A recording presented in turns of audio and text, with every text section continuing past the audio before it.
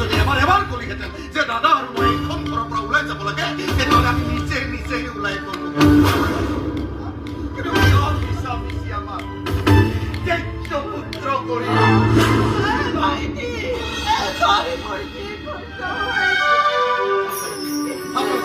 মহাপুলি মাতিবলৈ মহাপুলি পৰিচয় দিবলৈ মোৰ ঘিণ লাগিছে তই এনেকুৱা চাৰজৰ মাক খোৱাৰে মোৰ দৰে ডাক্তৰৰ মাক খোৱাৰ যোগ্যতা তোৰ নাই